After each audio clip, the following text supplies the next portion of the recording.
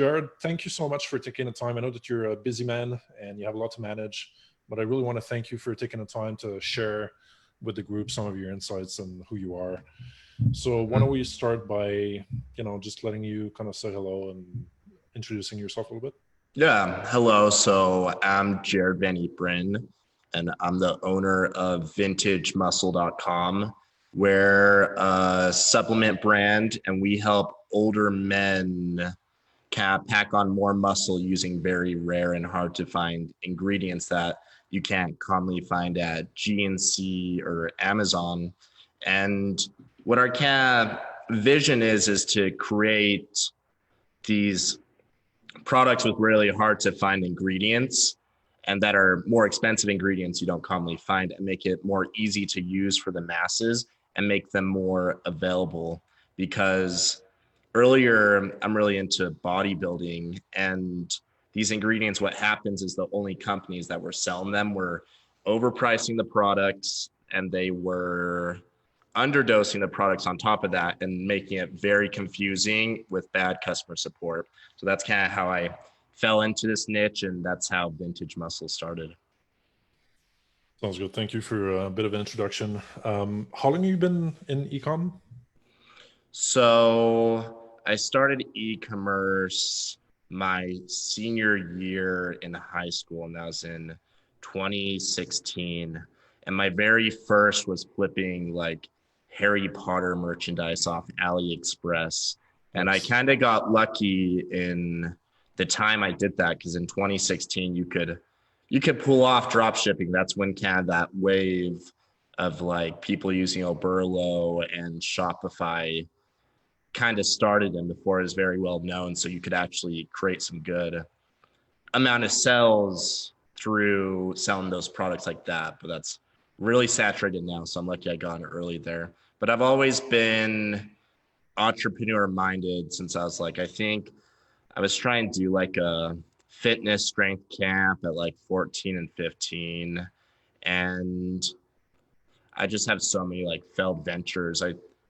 At 16, I kind of hit my first 16 years old. I'm 21 now. 16, I hit my kind of first success flipping. I would sell dog portraits. I would sell them in Facebook groups, but I personally wouldn't draw them. I would pay someone off Fiverr to draw the portraits, and I'd sell them for double the price. And people thought I was this great artist, which it was some other person online I had found. So really a true entrepreneur. Yeah, I guess so. So I've been in the game for a while. I see. No, that's great. Thanks for giving us a bit of background. It's always good to know, what a person is about and where they come from a little bit. There's actually one of the members, I don't remember his name, but there's, or a couple of them, I think there were a couple of partners in the group that do sell dog, and not just dogs, but animal portraits now. And they have a really cool store. It just made me think of that. But a very interesting background. Now you're into vintage muscle and all those products. So can you tell us a little bit more about what you sell? I know you touched on it briefly, but what's your kind of market and what do you sell to them? So we sell specific supplement bundles depending on their goals, whether they want to build lean muscle, get shredded, or improve their recovery. We really focus on optimizing our customers' hormones, because our target audience, they're about 40-year-old guys who have kind of fell out of shape because they don't have the advantage they did when they were in their 20s of having optimized hormones. So we're able to use these ingredients that are a bit more difficult to find that actually work, and able to optimize their hormones to be able to build muscle faster and lose fat much faster, and kind of have an unfair advantage in that way. So I'm assuming that those products are safe and have been tested. Or, they're all good to go with the FDA because they're from naturally occurring like substances, and that's what's really fun about it, is being able to find these naturally occurring like ingredients that you're actually able to get some really serious results with. Very cool. You're talking about 40-year-olds. I do include myself in that category, so I will look into your products for sure. I might try them out. All right. Next question I had for you is, yeah, what kind of results have you gotten? Because I did mention in the title of this Q&A that you're a seven-figure store owner, like a multiple seven-figure store owner. Mm-hmm. But what kind of results have you gotten? How did that happen? Can you tell us a little bit about your journey? Mm-hmm. Well, last year, before we rebranded as Vintage Muscle, we were formerly known as Golden Era Muscle. And last year we did 3.6 million in sales. So last year was really solid for us, but made a lot of mistakes with like not focusing on products as much as I could, and a lot of excessive weight on the company, a lot of expenses going where they shouldn't be. So we had to kind of clean house and rebrand as Vintage Muscle for this year. And we're on path to hit around 3 million again, but it's a lot cleaner and a lot lighter and a lot more efficient this time. Okay, great. That's definitely a result that a lot of people in the group would like to achieve. I know there's a few that make a lot of like big numbers in sales, but Mm-hmm. the majority I think are definitely under that. So you're going to be good inspiration for other members. You're definitely a success story, and I'm Mm-hmm. happy for you. You know, I am always happy when people succeed because I know how difficult it is. So I admire your success in a way because you've not only worked for it, but you had the smarts, Mm-hmm. you had the goods, you know, to make it happen. So Mm-hmm. good for you, man. Thank you, man. Next question. I'm just looking through my list here because you did start talking about mistakes. Let's talk a little bit more about that. What would you say are the biggest mistakes that you made, or that you see new e-com store owners make? Mm-hmm. Well, let's start off with biggest mistakes that I see other e-commerce store owners make. And first I have written down is not having a purpose. Because a lot of people, they create this e-commerce brand to just sell something, just flip something, just to make some money. And it doesn't really have like a mission or a vision or like a purpose. Like Vintage Muscle, I'm very specific in our purpose, and it kind of helps guide the decisions I make when it comes to whether we need new products or where we need to focus, where our expenses are going. So let me actually give me 5 seconds. I'm going to go grab my mission vision statement. I have it printed out. Sure. By the way, guys, if you're watching this right now, you will have a chance to ask him questions. We'll try to, do it pretty quick and not have to keep in for another hour. But if you do have questions, you can start posting them already in the chat, and then we'll get to them in that order. All right. Apologize for that. I should have grabbed that before. No worries. But here, I also have this printed on the website. I think it's backwards if you look through the camera. But like I have really clearly defined the problem, and it's muscle building supplements on the market are difficult to purchase, weak, underdosed, overpriced, and confusing. And our mission is invent products that take advantage of the most powerful legal ingredients that are affordable, easy to use, and help men reach their physique goals drastically quicker. So we have a really specific purpose and goal when we're creating our products and helping our customers. And you saw a lot of this in Shopify. It's just like people making these like generic stores with just random shit on it, where it go from like Star Wars, like necklaces to like shoes to like goggles, like it didn't have a purpose or a mission it was trying to solve. So that was first that came to my mind. Second is product. I have kind of a criteria because I've been asked a lot by other people, like, hey, can you tell me what's going wrong with my product? And what I kind of have a rule of thumb is that first, if someone can go down to Walmart and buy your product, you're probably not going to do too hot online. Because if it's that simple for them that they can pick it up from Walmart down the road, then it's probably not very rare or unique. And you're probably not offering something that they can't get elsewhere. Then second, I love having a product that Amazon doesn't carry. And if you're able to create a product or add value to your product that Amazon can't offer. I always envision myself competing with Amazon, so it sets the bar really high. So I offer stuff like if you purchase from our group, from our Vintage Muscle, you get our free Vintage Vault training where it talks about taking all the stacks, and you get the vintage community. The Vintage Vault also contains a lot of mindset training, and we're working on our diet program right now. You get the Vintage Muscle community, and that's 24/7 support with the products or any fitness related questions. And then the ingredients we have, they don't even sell on Amazon because they're actually prohibited by like professional sporting like teams because they work. They're prohibited for professional athletes to take, but not for like the average gym rat or 40-year-old trying to get in shape. So then another plus is Amazon doesn't even carry my stuff. So that I can't sidetrack from talking about the second biggest problem, but being able to offer something that you can't just pick up from Walmart or Amazon, that's huge.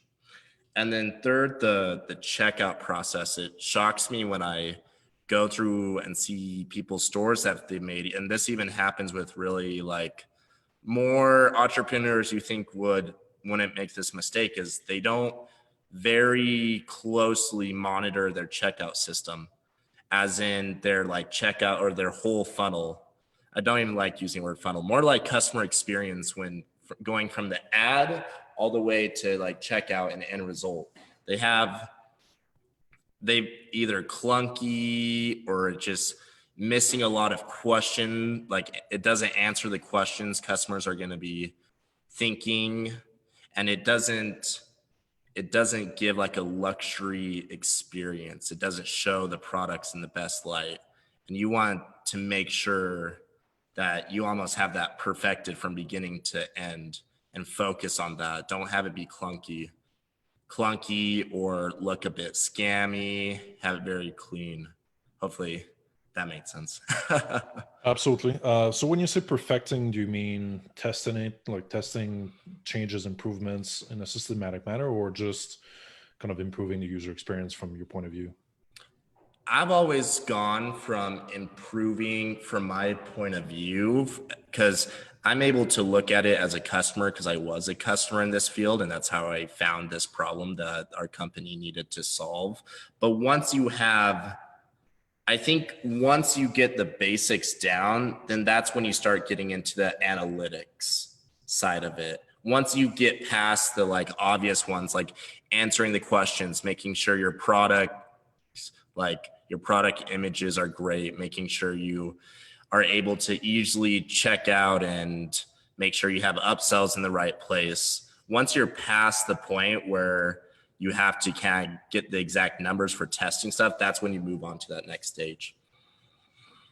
Yeah, that makes sense. And you brought up a great point about having something unique, that you can't buy at Walmart or Amazon. I think that's great that you have really a barrier to entry.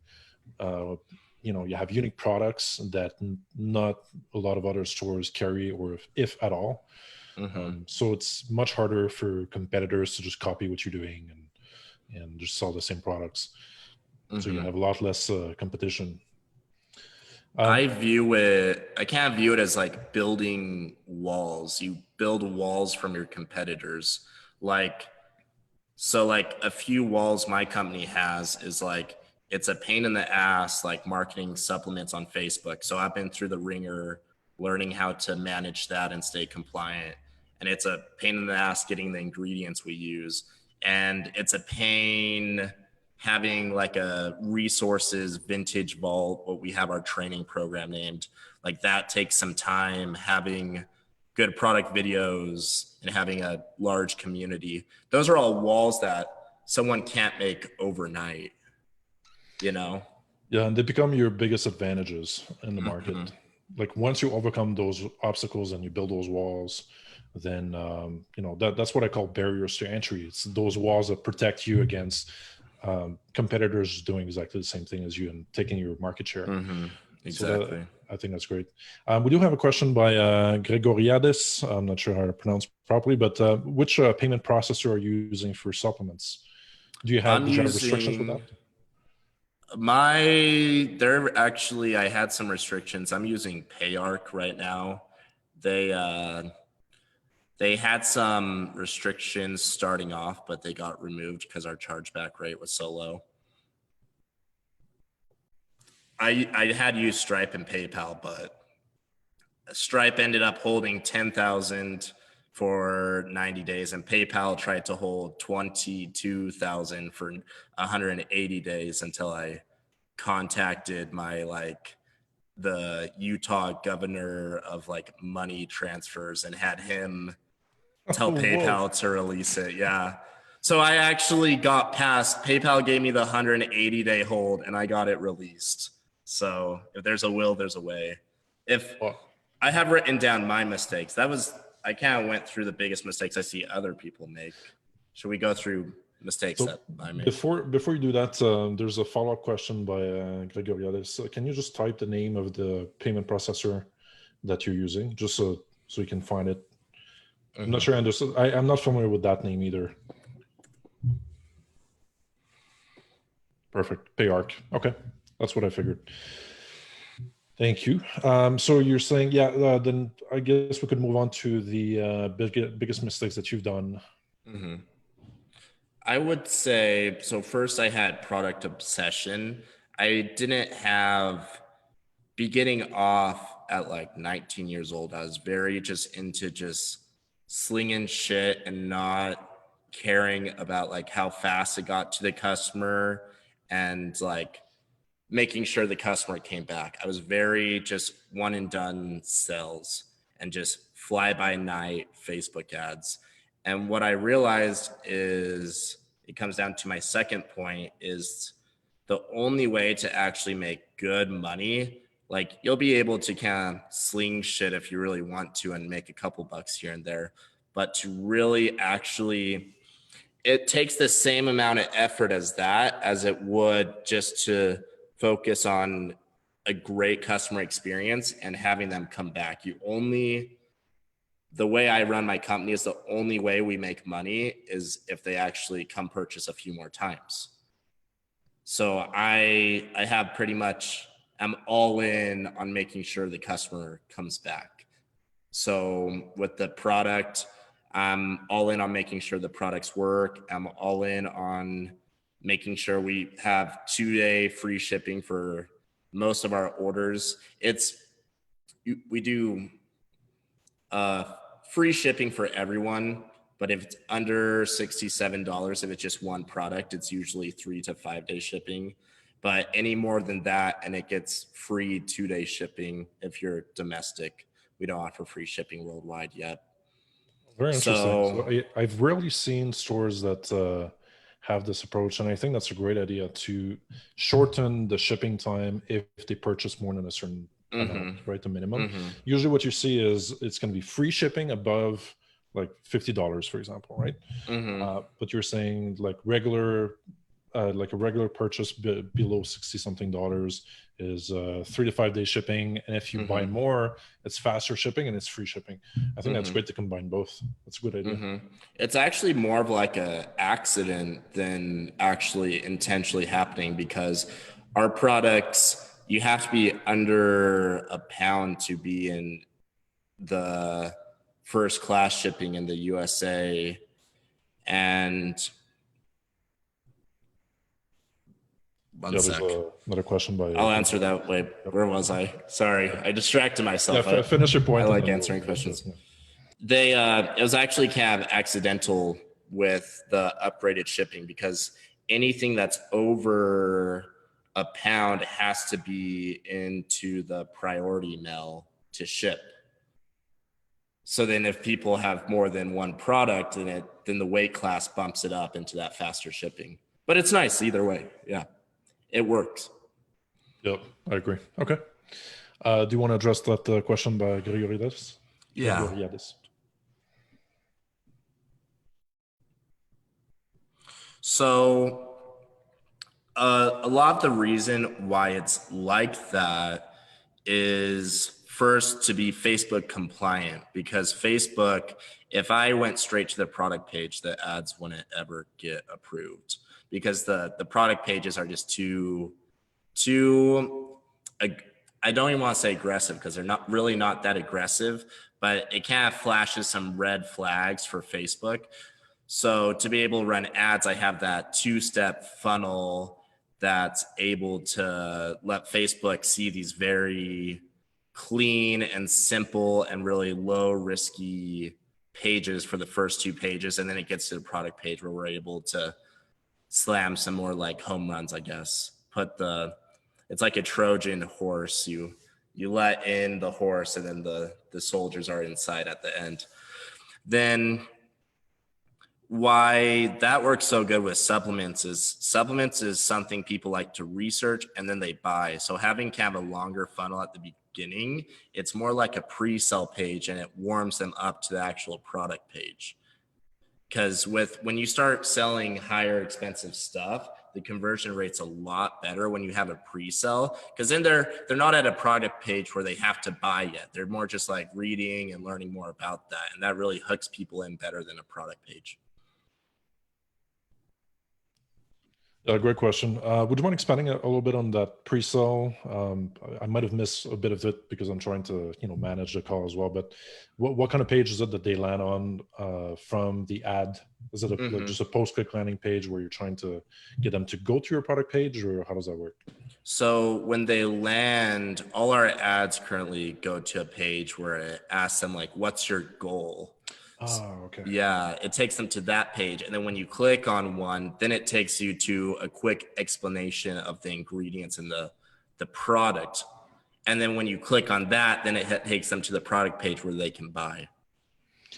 Very interesting. So yeah, you're basically taking them or guiding them by the hand and saying, hey, tell me more about you first, and then I'll give you more information, and then you can buy. As opposed to just, hey, here's a product, buy now, or lose your chance, or whatever. Okay, makes a lot of sense. He's saying, great, this is what I expected. Yeah, quiz can also work great. So you're basically qualifying them and figuring out which, I guess, body type or which type of goals they have. Do you adjust the recommended products based on those answers? Yes. You do, okay. Yeah. Different products are definitely better for certain goals. Yeah. So you're making different recommendations. That's great. Okay. Last question I had for you, that's planned anyway. So guys, if you do have some other questions, now's the time, because I don't want to keep him for the rest of the day. He's been already very patient with technology issues that we had to try to make this happen. But if you have questions, now's the time. But meanwhile, the last question that I had for you was, how do you find winning products in general? When I heard that question, I kind of reframed it to like, how do I create a winning product? And it goes back to having something that Walmart and Amazon don't carry, and being able to offer as much value as I can so it just blows out of the water any other product in that price range. And really understanding your customers' pains and what they're looking for when they look at the product. That's how I've kind of created my products be such good hits. So yeah, so you're bringing a good point. It's not really to find winning products, it's to make your products winning products. You're building it, right? You have to understand your audience. You have to, you also have to create products. In your case, you made those products, right? Or they're all custom manufactured. Right. We have our custom supply chain for the certain ingredients. So it's very, very customized. Yeah. And that's kind of a step you have to take. There's like, when you're going up the ladder of e-commerce, I feel like you got to jump from like private label to like your own manufactured stuff. That's a step you kind of need to take it to the next level. Right. So, that's another big element in the equation. You have to not only build a great product for your audience, but you also have to really understand your audience and your market. And you also have to communicate really well with your audience and your pages and your copy and your images to sell to them. So there's a lot of components that have to kind of fit together well for you to be successful.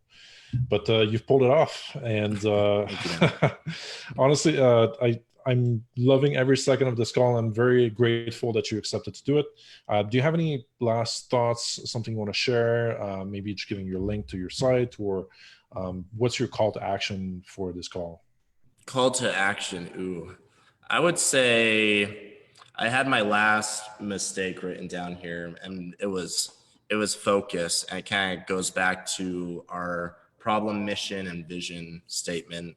I have this. It's on our Facebook page, and I'm not sure if it's on the website. I should put it in the About Us section. But with focus, a big hiccup I had is with e-commerce, it's very easy to switch around the products you're selling and hop on trends you find.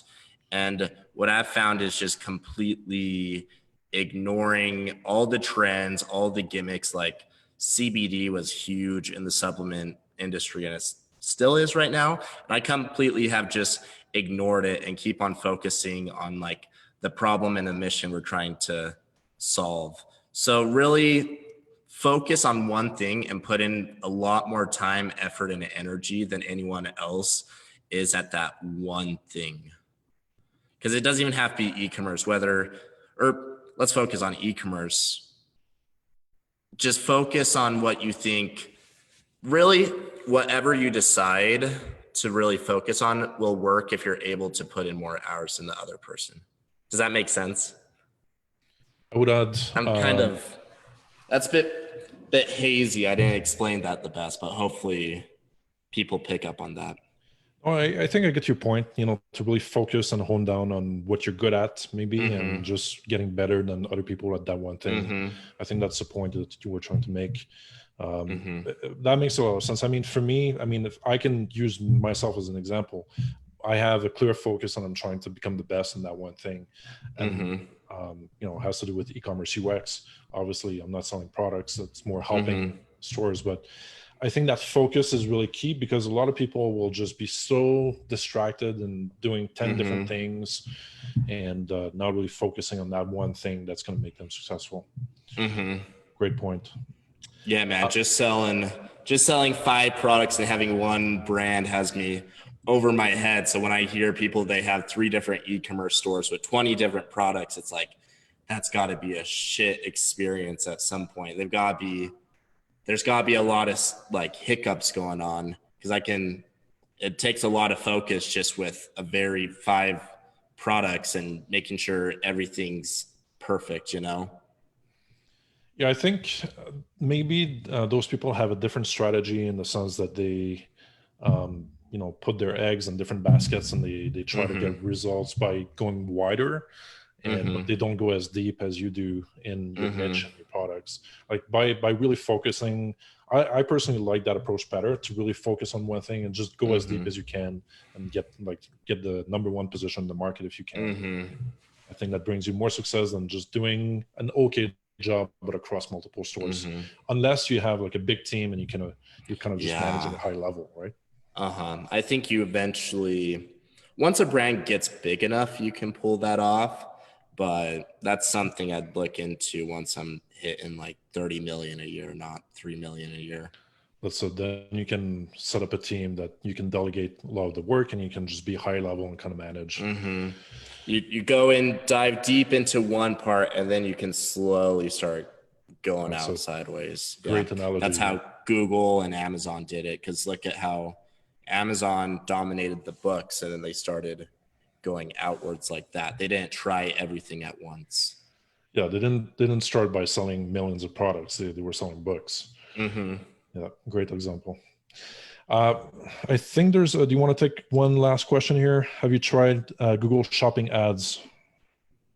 Actually, no. I just set up my Google AdWords account like last week. And the reason why is I believe there's enough people on Facebook that I can hit probably like 1 million a month with Facebook alone. I feel like doing advertising on 2 different like marketing networks is too much too soon.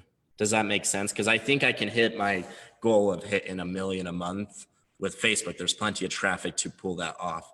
So I think it's better to laser focus on just that one until I feel like it's capped off that audience, until I start playing with Google shopping ads. But I am slowly learning, so I'm ready once I hit that stage. What about influencers? Have you explored that at all? Zero. Okay. Do you think that's something that's worth exploring in your case for your niche? Yeah, definitely. That was actually the reason I think about it so heavily, is because Sam Ovens with his consulting accelerator, he was doing like 300,000, and then he did kind of an influencer thing with Ty Lopez, and that's what brought him over to 1 million a month. So I'm curious if I need to find that big home run influencer for my brand to kind of take it to the next level for like the next year. Gotcha. Well, listen, thank you again for your time. I can't thank you enough. You're the first one that accepted to do this live Q&A for the group. I think that's great value for the members. I am super grateful and super excited we got to do this. If people have additional questions, I guess they can just comment. If you have time and you want to answer it, that's great. If not, I understand you're busy. No worries. But any final thoughts? We can't pass by. We glanced at customer lifetime value. That's really important. Try and crank that up as high as I can. That's a big part of my strategy this next year, is calculating your customer lifetime value and then manipulating that with your ad spend, where I'm actually at the point where I'll spend ads so high that I'll actually lose money up front, but I know I'll make it back with the customer lifetime value. And I think when you're able to use that mindset, you'll be able to scale a lot faster.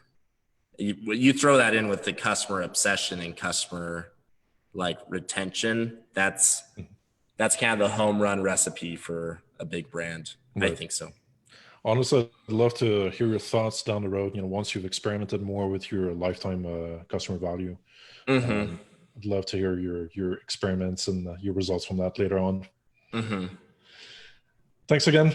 I wish you a great day. Apologies for the tech difficulties again, but we finally did it. And talk to you soon. Awesome. Thank you, Matt. Appreciate it. Cheers.